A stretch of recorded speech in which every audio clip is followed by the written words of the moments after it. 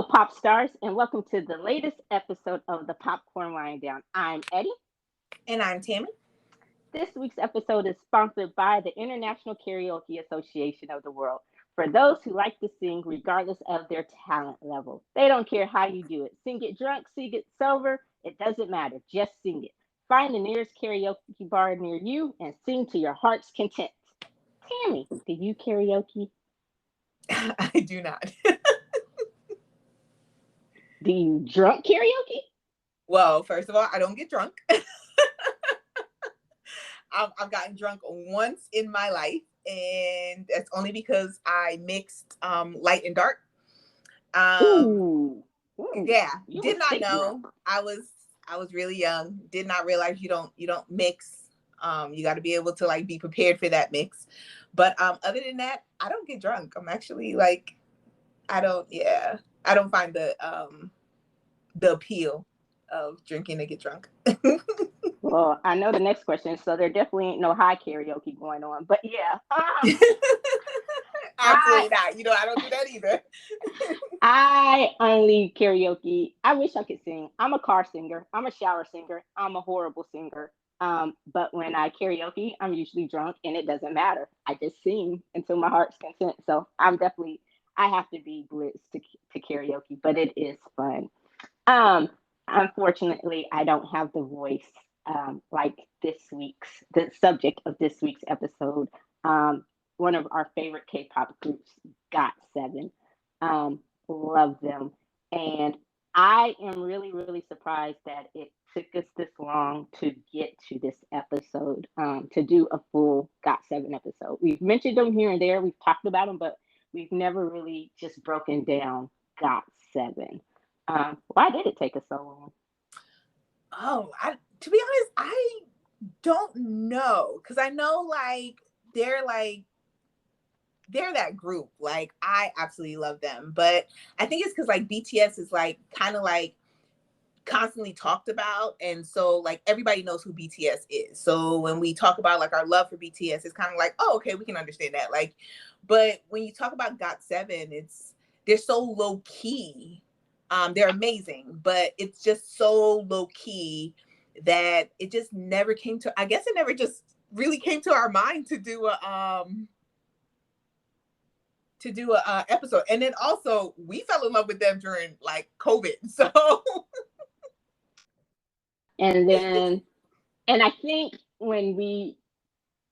besides the fact that at that time we were truly fully immersed in our BTS bubble, I think GOT7 was one of the groups that broke through. So that lets you know how good they are if they could have gotten through us in the height of our BTSness. I think I just made up a word, BTSness. Add it to the dictionary. But in the love of our BTS, but also their last comeback before this one, which we'll get to later, is when they were leaving their company. And so then it was like, but they kind of did that BTS thing a little bit. We're not breaking up. We're just leaving the company. They all signed with different companies. So I think it was a little bit of skepticism about whether or not they would actually make it happen and get together and, have a comeback as GOT7. And they did. So, which is amazing. But before we get into all of that, I think we need to do a job and kind of introduce GOT7. What are they called? Like every group has a fandom, and their fandom, I always call them the Green Hearts or the Greenbirds or Greenies. oh my gosh. I'm horrible with names. How you gonna be part of the fandom and not know who they are? Because I just admitted the other day that I actually like Blackpink, although I'm not a Blink. But you know what their fandom is. I do, because Blackpink is also kind of like BTS, where I think just people who They're are the not female version. Like, we just gonna have to give them that credit. And people who are not K-pop fans, if you know two groups in K-pop, it's going to be Blackpink and BTS, just because of their popularity and their international startup. I know that. And don't get me wrong. So whoever you are, GOT7 fans, I got seven. That's what I also call them. I got seven or Well, seven ups or that's a name of their fandom is I got seven, but then like in Korean it comes up to Agase, oh, okay. See, which means little birds. So they're also called little birds because that's what it means. so how you gonna come for me? I said the birds, green birds. Eddie, green is their color. It's not their fandom. So I edified it. Hey, got another word added. Oh I'm on a Lord, roll she just today. added some words to the dictionary today, y'all. So I edified it, but so I was close. Give me some credit. I was closer than you thought I would be. I was in the universe. I was in the realm. Okay, just fuck it. Tell us who got this. Since you just gonna leave me hanging like that, let's just introduce the boys, the men. These Oh are my the God. things. So See, I was karaoke. I was throwing in some new addition in there. One of the original boy bands. These are the y'all, things that change boys to men. See, that's why I need to be Eddie is, drunk. I don't know if she's like really excited about doing this episode or you know what, this is just regular Eddie. This is just regular Eddie. The more I do this, the more my real personality will come out. And I admit I'm a goofball. I'm just a flex. No, I'm not high, unfortunately. No, I'm not drunk, unfortunately. This is just me. Okay. Okay, so I'll just do a short introduction for anyone that does not know who GOT7 is. So of course they're a South Korean boy band. They were with JYP Entertainment when they debuted in January of 2014. 7 members. Okay, and of course we'll go into like who the members are. And then when they started out, they weren't going to be like just a regular K-pop group that we see nowadays. So when you think of K-pop, there's a certain image that comes to mind, and that necessarily wasn't GOT7 because with JYP, the one thing that a lot of people don't know is that GOT7 was like the first boy band that JYP actually debuted after 2 p.m. And for if you don't know, who was a member of 2 p.m., Eddie? Let me see if you know this J trivia. Park. J I Park, know that is that one. correct. J Park. So he left way early. It's not necessarily his group. We don't, they don't claim him and he don't claim them.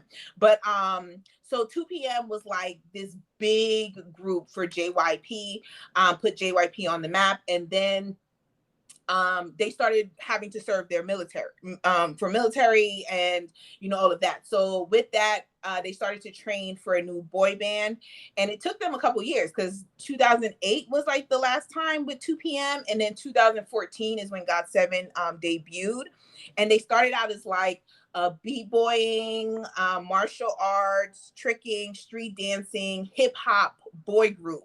That's what they were supposed to be. And then I think like their image just really naturally changed over time. It really naturally changed over time. And so GOT7 ended up actually being the biggest group that JYP had ever debuted at that time. Now it's changed, but at that time, GOT7 was the biggest group that JYP had ever debuted. So, who are the members? I didn't know that. I didn't know they started off as a as a b-boy group, but I think that into talk about it a little bit later as we talk more about our individual love of GOT7. So I know, I think one of the things I know, Mark, he's the oldest, right? Yeah, Mark's 93 line. And he's American, from Los Angeles, Mark Twan. Mm-hmm. And so he gets a lot of shit for that. They always talk about him being the American and acting American because he ain't He's about so that. chill. Like that's what I love about him. Like he's so chill. Like he's like the chillest dude in the group. But he's like that silent assassin. Like I was watching something with him today, and they were talking about like an old thing when they were talking, and they were just saying something, and he goes, "Y'all talk too much," and they all looked at him, and he just had this look on his face. He's like, "Y'all talk too much." They all just turned around, changed the subject, like So he's like that silent assassin type, like, oh, the Godfather has spoken. Subject change. So who's more chill, him or the next one, the leader, JB? My JB. JB is conservative. JB is the conservative, quiet person. I don't think it's necessarily like a chill. I think that he's just very conservative. He's very quiet. He's also very shy. And so that's what kind of like makes the difference. Like I think with Mark will just like chill back and watch them and be like, y'all are crazy. And sometimes I'll join in, but majority of the time, I don't even know what to do with y'all, like kind of thing. And we'll talk about like what we mean by that, because they're just so, yeah. But like with JB, I think that, like I said, it's more of being conservative and shy and just also not really knowing what to do with the other members that are off their rockers. Okay. And then we have the next one, Jin Young, the actor. Is he considered the visual? Jin Young? Ooh, you know Jackson is older than Jin Young, right? Oh, I did not know that. Okay, so next we have one of the more well-known members of the group on an international label, Jackson Wang. I thought Jackson was younger than Jin Young, so I was going to do Jackson next. But Jackson Wang, and to be honest, I think I mentioned it in one of the K-pop comeback episodes that's coming up. Sometimes I'll discover people before I discover the group. And Jackson and GOT7 came around about the same time for me, except, I'm horrible with actually just knowing members of the group. So I was probably a month old when I realized, 2 months old, that Jackson was part of GOT7, that the Jackson Wang was the same Jackson from GOT7. Yeah. So, but yeah, that Jackson Wang is also a member of GOT7, and he's completely different from when he's doing his own solo comebacks and his own solo promos than he is when he's with his boys from GOT7. Completely different Jacksons, and that may be why it took me a while to realize that they were one and the same. But yeah, so tell us about Jackson Wang. What do you mean? Tell us about Jackson Wang. He's Chinese? No. Sorry. So there's 3 members that are exactly the same age, and they're part of the young line, which is like the older members of the group. So JB, Jackson, and Jin Young, who we'll talk about next, I'm guessing, are all the 94 liners.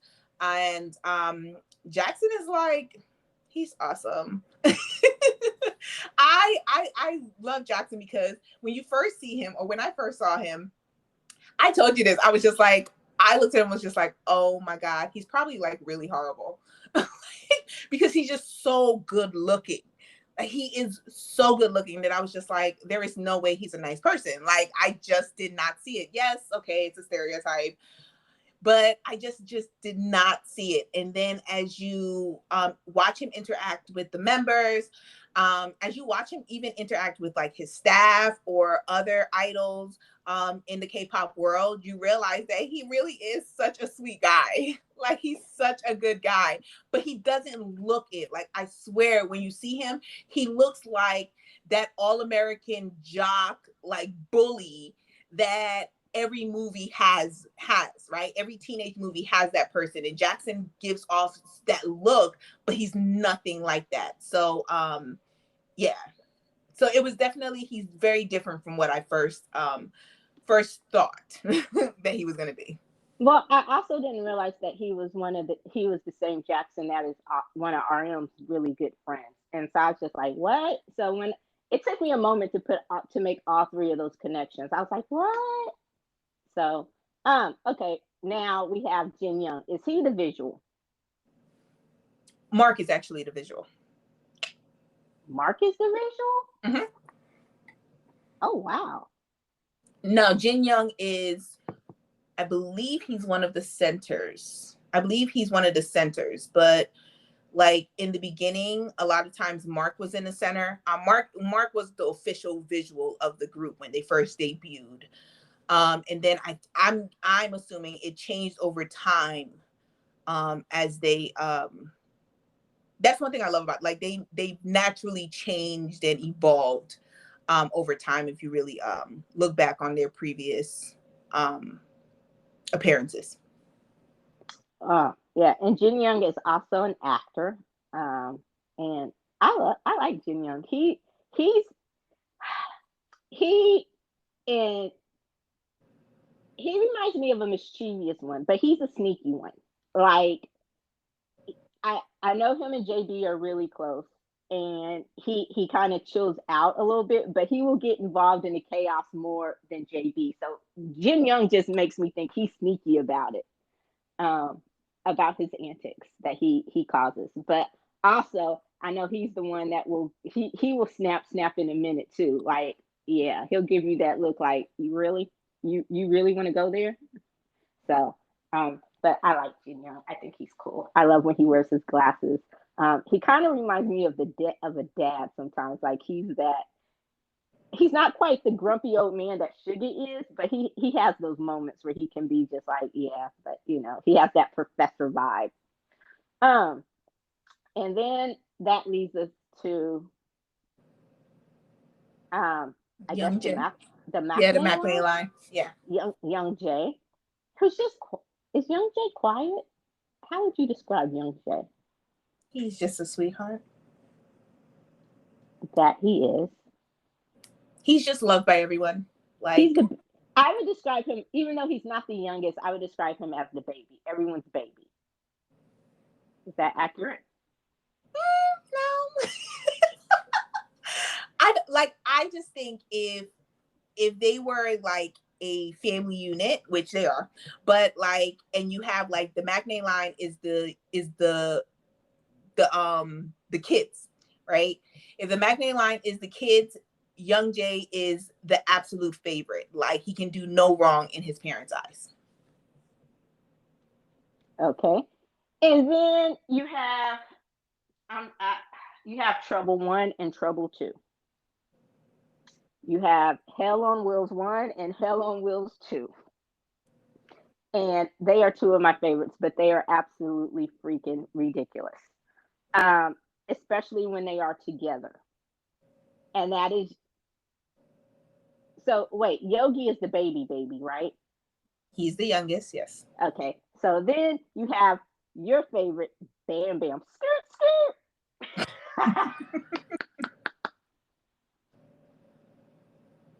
I love Bam Bam, but he's ridiculous.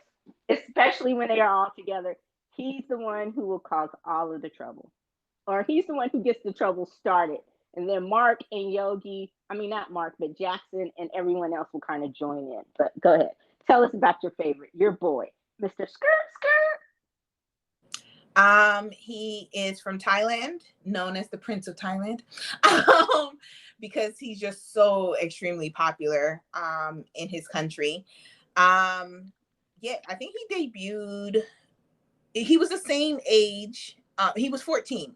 So he like, if you look at pictures of him now compared to when he debuted, like, baby isn't even the word. Like, he just looked so tiny. So tiny. Now he's a grown ass man. But when he debuted, he was so tiny. And he's one of the rappers. Like, there's 3 rappers, 4 vocalists, and Bam Bam would be considered one of the rappers of GOT7. And then you have one of my other favorites, Yogi or Yogium. How would you describe Yogi? The evil McNay. Why do you call Yogi evil? Because he is. He is. He acknowledges it. He'll admit it himself. So the crazy thing about the groups that, like, I love is they get bullied. The younger one members get bullied so much, but at the same time, they give as much as they get. So, like, with Yogi, like, he goes straight to the line. He will push all the way to the line and then look you in your face and step over the line. Like, to say, like, what you gonna do now kind of thing. He does it all the time. Even now, because he's still the youngest member. even now, I think him and Bam Bam as well, because they join in, they still do that where they push all the way to the line. They'll look at the older ones in the face and they'll step over the line and be like, now what? And that's crazy compared to like Jackson is the only like fully energetic member, I say, of the young line. Like you do have the other ones that'll like join in, they'll act crazy. Mark, JB does it, Jin Young sometimes, but like overall, they're really like chill back. Like they're just gonna like sit back and just watch the younger members and be like, oh my God, what did I do to deserve this? But yeah, so yeah, the evil Mac name, like that's yeah. If you go back and you watch any of their videos, most of the chaos is started um by Bam Bam. And then Oh, Yogi don't joined. leave Yogi out of that. Oh no, I'm not. Yogi joined in, and Jackson joins in more than any of the others in the Matinee line. Um, and I mean the young line, and so it's just I enjoyed, and I think that's how I kind of became a fan. Like I said, it was just in a bubble, and I think as you were watching, YouTube and their algorithms, sometimes you love them, sometimes you hate them, but just the more BTS that I watched, they would recommend other K-pop groups. Some I loved, GOT7. Some I did not so much. A tease. Sorry, I know people really love a tease. I've tried, but I can't. Anyway, back to GOT7. So I just kind of I was like, ooh, and then I saw. I think what it was is I saw, and this is before YouTube would actually play little clips or trailer like of the before the thumbnails were trailerized, if you know what I mean. So I just saw a picture of JB and I was like, ooh, damn, he's like, yeah. And so I was like, who's that? And I think we said it at the same time. We were talking, we were like, ooh, I saw this new group. Check out GOT7. And I think it was for completely different reasons. Like you were the first one to get all immersed in all their videos and all that kind of stuff and find out the history. I was just focused on looking. I was like, ooh, I need to hear more JB. So eventually I started listening to more, watching more of their videos for different reasons. But who is your bias in the group? I have two if you haven't already guessed. Like, and then My absolute favorites. mm-hmm. So I have three of my absolute favorites. Not to say because I am one of those people, like I really do love all the members. There's not a member yeah, they're just awesome together, like as a group. But my favorites is Bam Bam. Because he's the first one that gained my attention. Like when I saw him, I was just like, "Ooh, who is that?" His personality, like how just the energy that he has, is just very contagious. JB, definitely, and I think JB moved up on my list. I really think he moved up on my list. Like he's a very good looking dude. Not gonna deny that. He really, really is a very good looking dude. But he definitely moved up on my list where he's definitely one of my bias is because after they left JYPE, after they left the entertainment company, and just the moves that he made and just how focused he was on doing what he needed to do for the group. I love that because if anyone does not know, my favorite member of BTS is RM. And one of the reasons why is because that for that same reason on how our RM is just like his intelligence and his vibe is what gets me every single time. So for JB, that's the same thing, even though like he's extremely good looking. And then of course, Jackson, who just completely surprised me. So Bam Bam, JB, and Jackson would definitely be the members who caught my attention. What about you? JB.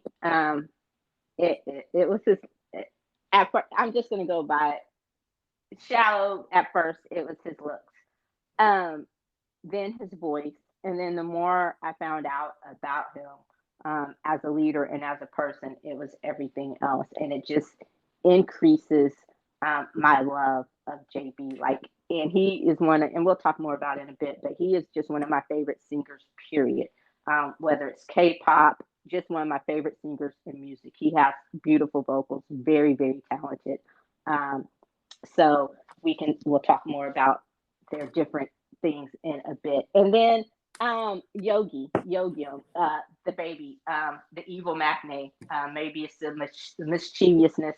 And then it's everybody else. Like you said, it's hard to choose.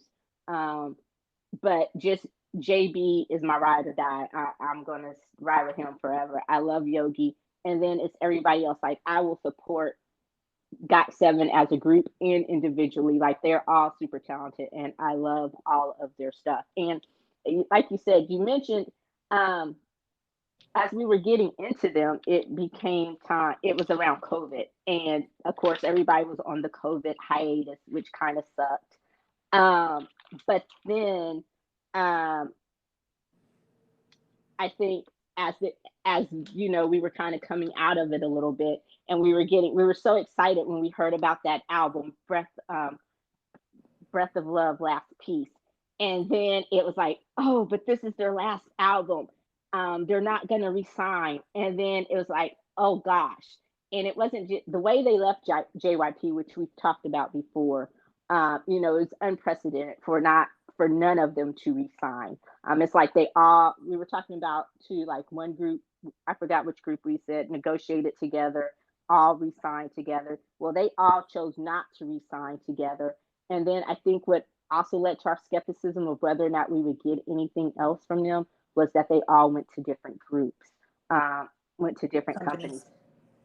Companies. But they stuck true to their word, and I I loved them. But the more I got into them musically, um, I think it really wasn't until like Love Loop, which was released in 2019. I think Love Loop was released before kind of like the world shut down, right? Around Wait, the what same group? time. Which one? Love Loop, isn't that the name of it? Oh, yes, yes. It was released around the same time as Map of the Soul 7. So I think I think that was what they were in the midst of promoting when the world got shut down because of COVID.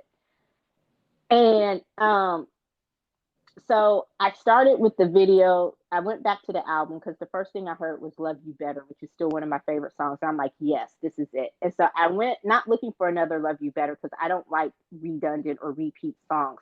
I just want to know um, what the group sounds. But I talked about before, they were always one of those groups to me until Breath of Love, Last Piece, that never quite lived up to their potential. Like, there were songs that I loved, songs that I absolutely loved here or there, but there was not until Love Boot probably came the closest to having the full GOT7 sound. And what I downloaded as the GOT7 sound was just what they said in interviews, like their musical influences, the type of music they wanted to make, individually and together.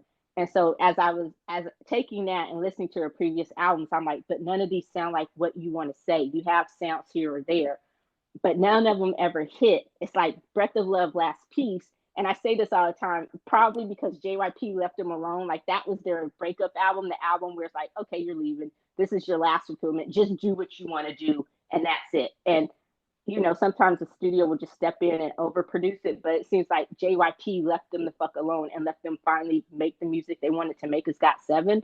But so, yeah, I that's pretty much how that's when I knew, and I was so sad because I'm like, I finally got the GOT7 album I've been waiting for, and now they're gone. So I was excited for this comeback. What about you? Did you have a favorite album beforehand? Um, yeah, so I have a little bit of a differing opinion. So for GOT7, when I went back and I like listened to their previous stuff, there are a lot of songs that I've loved, but it's very difficult. Even for my groups right now that I follow, it's very difficult to find albums that you just absolutely love from beginning to end. That's very, very rare to find albums that I love let me not generalize it, that I love from beginning to end. But when you go back, there are a lot of songs that just made me fall even more in love with GOT7. And the one thing I will say is what made me really, really focus on GOT7 was their vocals. Absolutely amazing. JB, Jin Young, Young Jae, and Yogium, like absolutely phenomenal vocalists, and nobody sounds the same. Like they all have a very distinct sound. Like you know when it's them who is singing on the song. Like you're not confused about who exactly it is. A lot of the groups today, I get very confused on who exactly it is. Like I can't tell the members apart when they're singing. But for GOT7, you can definitely tell them. And it's even for the rap line. Like with the rap line, I can tell when it's Jackson, when it's Mark, and when it's Bam Bam. They have very distinct styles. And I think that's Double what B. made, and I think that's what made GOT7 extremely special for me, is because they're very distinct. They are not a carbon copy of something. Like they're original in the fact of like, I know who they are when they're on stage, when they're like, I know what I'm getting. And it's not generic. I've never had this opinion of, oh my God, it just sounds so generic. Like I've never had that opinion. But one of my favorite albums that I think once I got into the GOT7 bubble, because I was there way longer than you, one of the albums that really, really, besides their debut song, which I think was absolutely phenomenal, was And Me Edition. Oh yeah, that's a good one. That I like, they came out with it in 2018, and that is when I sat down and was like, oh shoot, yeah, they going on the list. They going on the list. Absolutely phenomenal. Like there's so many songs on there that like I just love and I can listen to over and over and over again. Like that's where I sat down and really paid attention to who GOT7 was when I listened to that album. I think they've showcased their strengths every album that they've come out with. They've showcased their strengths. Yes, they were restricted because they were in such a large company and there was a certain image that they were putting out there. But if you've ever seen interviews with them, like you'll realize that even when they were restricted, they still made sure that you knew who they were. And that was always something special compared to a lot of other groups that were out at the same time. Yeah. And Me Edition, I think 2018, their later stuff is when they actually started. I think that's when they started coming into their own. And that's with that album, I think is when they started making more. And there are good, when they started sounding more like they said that they wanted to sound and being who they wanted to be. I I love a lot of songs from that album. I think Love Loop was more consistent with the sound that they wanted. And then Breath of Love Last Piece just knocked it out the park. And I agree with you. You're not going to love every album from song beginning to end. Every album's not going to be a no skip classic. But I was just looking for more consistency and see in their sound. And that is one thing I did appreciate because at that time, I was finding a lot of groups who were, especially those that were coming out, it seemed like they were trying to copy something. They were trying to be the next BTS or copy the BTS formula. And I, again, if I want BTS, I go listen to BTS. So that's also what made me stand out about GOT7.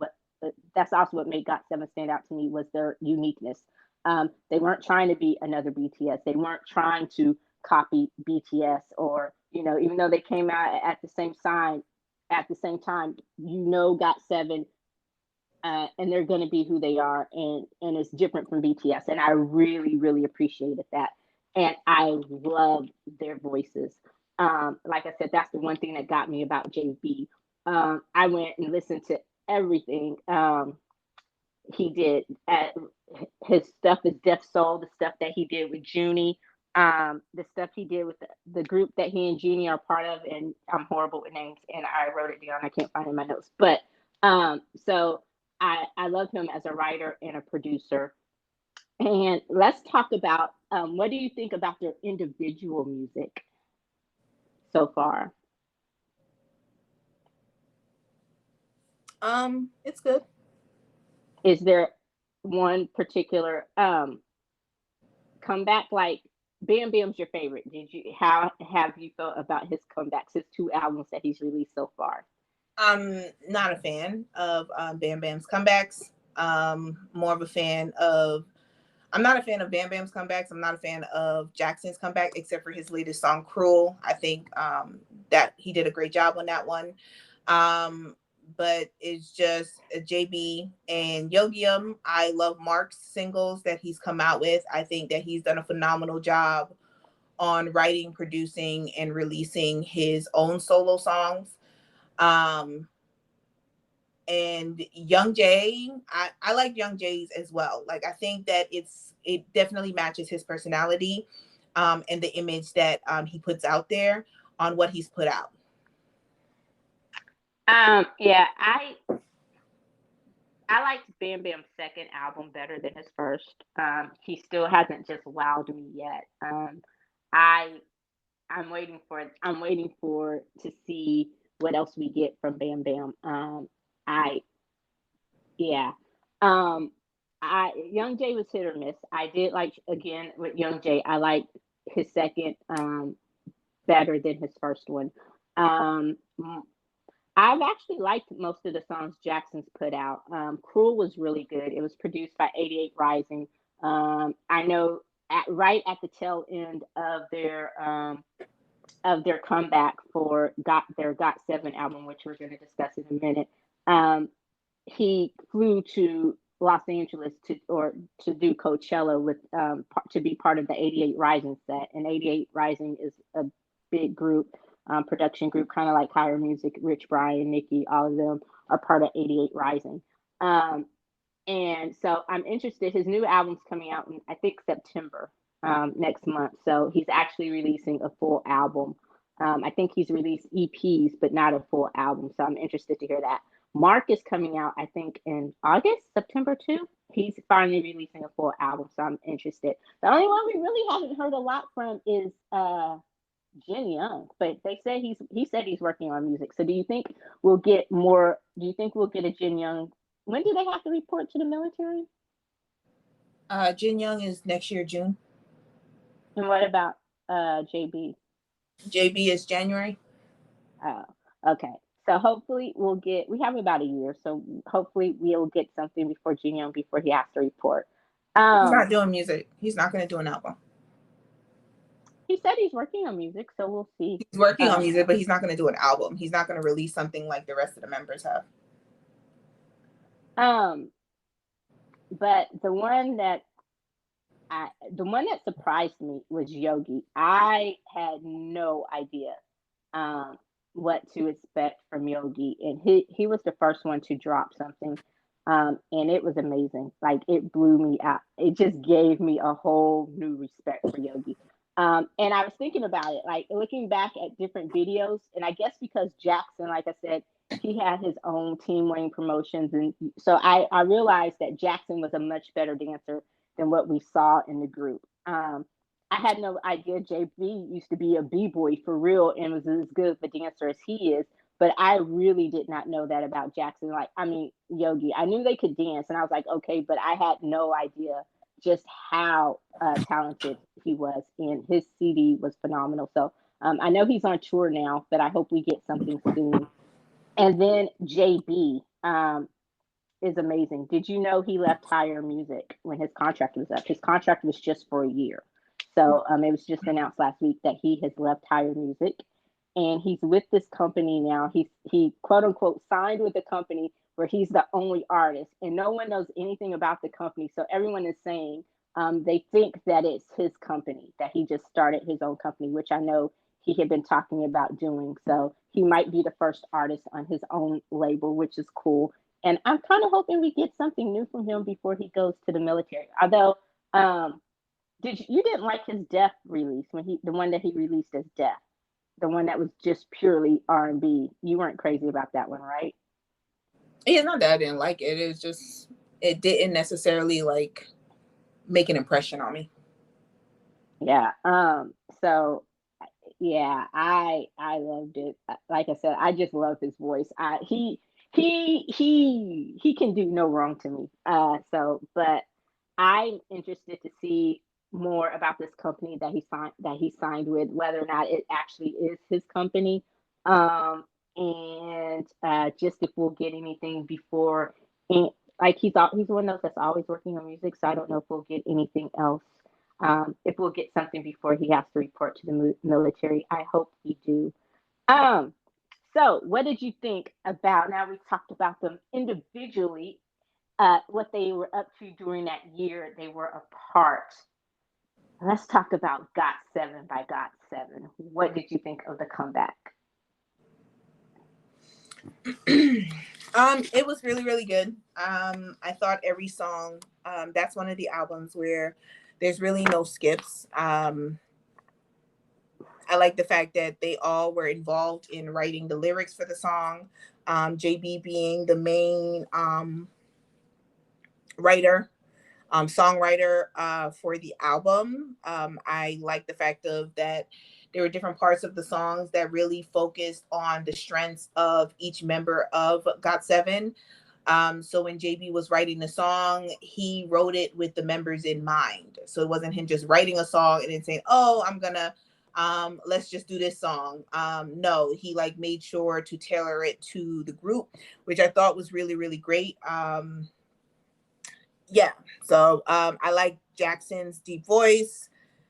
Um, yeah, they're just very strong vocalists, and I think they're one of the strongest vocalists. They don't get enough attention for how strong they are with their vocal line, and it's not. I'm gonna just say it. It's not like fake vocals, but they sound exactly how they do on the CD. So when they're singing live, which they've done multiple times, um, they have the same exact sound, even when they're like laughing or like it's crazy on how they can still sound the same, even when they're like playing around with each other and everything like that. So, yeah, so I don't think that they get enough credit when they talk about like the best vocalist in K-pop. A lot of times it's a popularity contest, and if you're not part of like an extremely popular group, you don't get that high up on the list. But I think if you did an honest list of the best vocalists, they would definitely be in the top 20 on how absolutely amazing they are. Yeah, I don't. I agree with you, and I especially think, not just because he's my favorite. Like I said, he's just one of my favorite singers. Whether he's singing in English, Korean, whatever, he could be singing in an alien language, and he would still have a beautiful voice and make it sound good. And that's JB. I don't think he gets enough credit. I like I said, I was surprised just individually, because sometimes, when you're in a group and you have to share parts, or your part is limited to the group, and if you're not one of the main vocalists, sometimes it gets lost, and you're not really aware of what, that person is capable of. And like I said, that blew me away. Was the one that truly blew me away was Yogi. I always knew Young Jay had a strong voice vocal. Sometimes he sounds like you said they have distinctive voices, and they do. But sometimes, Young Jay and JB, they have that same kind of tenor to their voice, and they sound alike to me in some songs. So I'm like, oh. And then something that happened, I'm like, oh, okay, that was JB. So, but yeah, and of course Jackson's voice is really distinctive, and so is Mark's voice. Um, I agree with you. I was I was highly anticipating this album and the comeback, and I remember we would talk about it. And you're like, nope, not until they're all in Korea. I don't want to discuss it. Nope, I'm not speculating. And then all of a sudden, I was like, Mark is in Korea. Jackson's not there. I'm not talking about it. And I'm like, oh gosh. And then we get confirmation that Jackson is in Korea. And I'm like, okay, can we talk about it now? So, but I was excited, and this album, it did not let me down. The only only complaint I have about the album was that it was so short. Like these are six amazing songs and no skips, but just I love the fact that they all took part of it. You can tell now that they have more ownership over their sound and their music, and they're making the music that they want to make, and I love that. Whenever artists, no matter what you do, whether you're writing, singing in the music business, the entertainment business, when you can take ownership of your product, of your art, I'm all there for it. And I'm so happy that they were able to do that, like get their names back, their copyrights back, all of that. So, and that is thanks to a large part of JB working so hard to make sure that happened for all of them. But yeah, this album is something that I am not ashamed to say is probably going to go down already as one of my favorite albums of the year, K-pop, whatever genre. I have probably, if I had it on wax, I probably would have worn it out by now. Like it would have just been ruined. I might need to write that down and just get an actual album of it on wax because yeah, it's just that good. But I listen to it at least once a day, and I have every day since it's come out. That's just how good it is.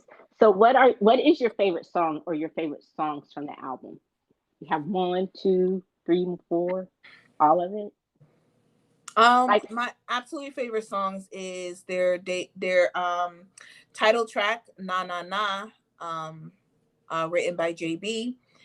Um, I like Two, which was written by Yogium, and it was written like 2 years ago, I think. And I think he kind of wrote it for himself, and then when they were kind of like looking at what they were going to add to the album, he decided that he thought that Two would be really great for the group. So Two is really good. Don't Care About Me, which was written by Jin Young and Yogium, I think is absolutely phenomenal as well. And then my number one would be Don't Leave Me Alone, which was written by JB. And I just like the fact of like it's a song to their fans. There's definitely a message in the song. It's an emotional song if you really like pay attention to the words. It's a very emotional song on what they're saying. I liked how he produced it. When he wrote it, it's kind of like there is a specific part for each one of the members, how they come together as one group, as GOT7. I feel like that song was really made to show their fans that what they said when they left JYP was definitely true, that they were going to come back together. Now, I doubt we're going to see them for a couple years because one after the other, they are going to be serving in the military. But I don't think this is the last that we've seen of GOT7 just because JB has worked so hard to get the copyright and to get the not just the copyright for GOT7, but he took back his stage name, which he had to change when they left JYP. He got the copyrights for their subunits that they have, JJ Project and Just Two. Like he worked extremely hard over this last year to do that, and it's owned by all the members of the group. Like every member owns an equal part in the GOT7 franchise. And that's absolutely phenomenal because there is only, I believe, one other group that has ever done that in the history of K-pop. But it's still different with GOT7 because when they came back stronger than when they were with JYP. And that's something that's completely different from any other group that has ever left their company and did a comeback afterwards. yeah. I like I said, we talked about it a lot, and I think JYP was stupid.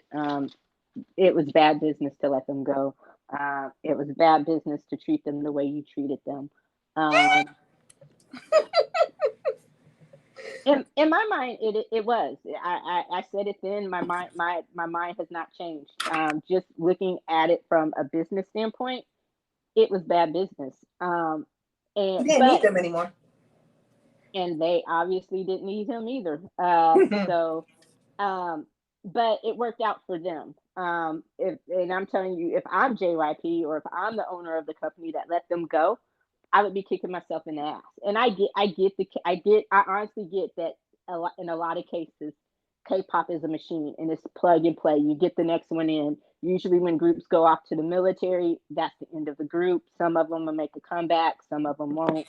I get that. Most of them don't. I understand that. So, but this group is a little different, and like I said, you can tell just having the ownership, um, and them being in charge of their sound. And I really think that the best is yet to come from them individually as they work on their own individual things, um, and their own, um, and come back together as a group, as GOT7. But I agree with you. My favorite songs. I love the second part of the album. Um, it's a great album. It's only 6 songs and it's great. But Nana, like when I first saw it, the video, I was like, oh, okay. And when I just heard it, I'm like, when I heard the teaser, I'm like, what? And then when I actually heard the song, I'm like, oh, okay, I do like it. But it's one of those songs, the more I hear it, the more I love it. So at first I liked it. I didn't love it, but I liked it. I never skipped it. It wasn't something that just skips. It's just something that I like more and more the more I hear it. Um, but yeah, I love to is a great song. Um, and Don't Care About Me is a phenomenal song. But they knew what they were doing by putting Don't Leave Me Alone at the end, because that is a song that just repeats and you can just put it on repeat and you don't have to worry about, oh, I still have more of the album to listen to, because that's the last song. You can just hit that reverse button or that repeat button over and just let it play. But it is a phenomenal song from the opening beat to the end of it. It's very distinctive, and it has a great message. And yeah, I love it. Um, so what else do you have for us about GOT7? Did we miss anything? What is your Well, favorite performance? Do you have a favorite performance? yeah, I was gonna say like, I kind of so what I will say is I think a lot of times people know like the big groups that are currently in your face, and K-pop is all about popularity. So, and once you are popular, your fans don't care what you put out. Like they gonna buy it. They are going to push it out there. They are going to make sure that you get as many views as possible. Like that's what it's about. It's just about popularity. It doesn't matter if what you put out is trash or not, if it's not that great. Um, with GOT7, I think, and I have this thing where I love groups that actually get along and actually like have a vibe where like they actually like each other and they're not just doing this because they've been put in a group and they have to like work together. Like it's not a job to them, or these are not coworkers, but this is their family. And I think that's one thing that makes GOT7 special, is that this is a brotherhood, and you can see that when they interact with each other, even when they were doing their solo projects. What I really, really loved was when they were doing their solo projects, they all supported each other. When they were deciding which company to sign with, they had in their group chat, like they were having conversations about who was signing to who. Just hilarious because JB was the last one to sign to a company. But they're very, very supportive of each other. I love their energy. I love the fact of like they support each other. They're very talented.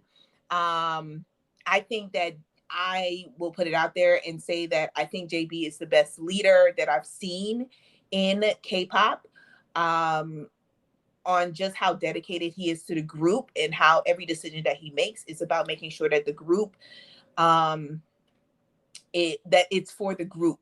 That is for the success of the group and not for the success of himself. It's not like he's leaving his members on their own to like figure this out on their own. But he just did this because this is the personality that he has. So I think he's the best leader that I've seen in K-pop, and I've watched a lot of videos. But yeah, so I think like it's just the vibes and the interactions of the members. Like, you know that they really do love each other and they do consider themselves to be a family, and to be brothers. That's extremely rare in K-pop. Extremely rare. Fans fall for the okey doke a lot of times on the fake vibes of we love each other. No, they don't. GOT7, they actually do. And that's what made me like just really, really, really love them and become the fan that I am, where I'm gonna be a fan of theirs forever. Because they're actually genuine compared to a lot of other groups that I listen to that I know once their contract is over, they're going their separate ways. And I doubt they'll ever talk to each other again. Which is crazy. Yeah, I guess I don't really, like I said before, I it doesn't bother me too much about their connection, their group connection. Um, but when you find it, when you find those groups that really have it, there's a difference. You can tell, um, and it does make them special. It seems to be more rare with the newer groups that are coming out because a lot of them are just being put together to, be that next big thing. Um, but I so um like I said, that whole part doesn't really play it doesn't play into my opinion one way or the other. That's like you still expecting me to believe that 28, 25, even 17, 18-year-old men are not dating. Whatever. So I don't buy that into that as much. But one thing you said about him being a leader is, yeah, he is in his business mind, his mind for this business. Because, like I said, it shocked me when I read that he left higher music, because higher music just released a video this week and he had a part in it. But his contract had already expired. So there was no bad blood when he left. But it makes me think everything he's done to this point has been really, really thought out and planned.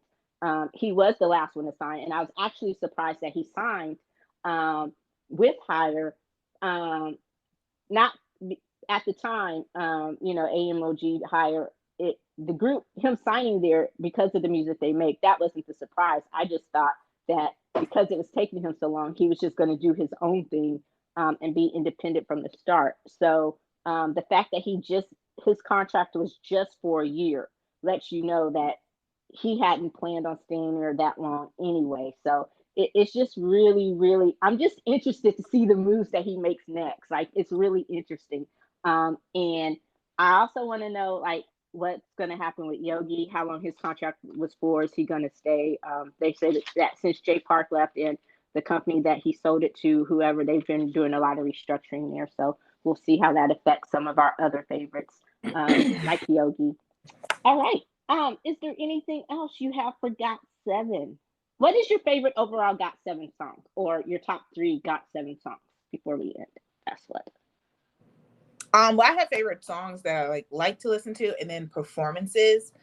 So some of my favorite songs, I love Girls, Girls, Girls, which was their debut single. I think that was an amazing debut single for them when they first came out.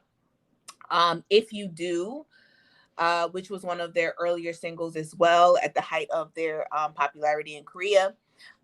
Never Ever. Um, what is it? Poison. Poison was the first song that made me notice them. Like, despite JB's horrible hair, um, horrible hair. It was like blonde and green at the same time. Horrible. But their performance of Poison, I love that performance. That's what made me really pay attention to them and like kind of go back and like see any other of their performances. Thursday, which I consider to be such a fun single song for them to perform. Love You Better is also one of my favorite songs by them. But I will say for performances, I love their performances. They had this performance series called GOT7 Studio, where it would just be them singing live with just the instruments, like, a band behind them. And that really like just stripped the songs where they could really just show their amazing talent And if you have not, my suggestion is go see them when they perform Take Me to You, Thank You, See the Light, and I Like You. Like, them stripping down the song and just singing it, like, they sound amazing. Like, absolutely amazing. Like, I love the theatrics of the performances. I love the high energy and them dancing, and like, I love those performances. But the ones that really catch my interest and attention and keep me focused on them is when it's just them and the band and them just singing. Like, absolutely phenomenal. Yeah, I like some of those performances. I don't really have a favorite performance. I was thinking about that today. Like, do I really have a favorite performance? I I don't. I guess because I never went back and watched all. I didn't fall into the complete video rabbit hole where I just went and did that big of a deep dive as far as their performances. I watched more of the interviews and stuff like that with the groups that I like, and then I don't really go back to it, a lot of their previous stuff. I kind of stay here and go because some of those videos when they were kids, I'm like, oh gosh, they look so goofy. But we all look goofy at that age. But anyway, some of my favorite songs, I love You Better. That's probably the one that just really got me like, yes, this is it. But then Karma is, oh my God, I love that song. Love it. It's on repeat. Sometimes I'm just sitting there, I'm like, ooh, I want to hear a GOT7 song. And I'll just say, I'm not going to say it now because problematic ass will probably do it. I'll say, you know who played Karma? And so, but, and also Don't Leave Me Alone would now probably top out my favorite three. They have a lot of great songs. And Tammy and I have both put together our own separate GOT7 playlist. So check that out at Wind Down Radio to hear more of our favorite GOT7 songs from one of our favorite groups.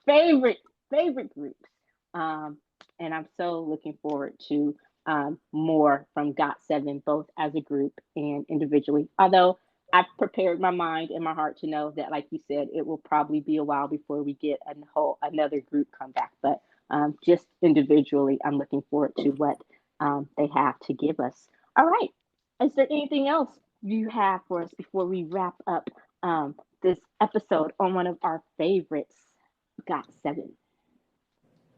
No. That's it? Yeah. All right. That does it for this episode of the Popcorn Wind Down. Be sure to like, listen, follow, and stream wherever you listen to your podcast on your favorite podcast service.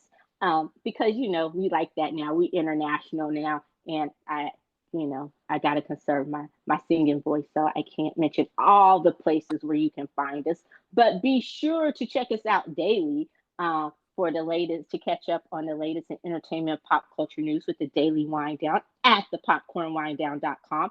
That's it. That's the plug. Poppity pop pop pop. See, I had to save my voice for that since I still don't have my sound effect, but that's okay. It happened for GOT7. It's gonna happen for me too. Right? No.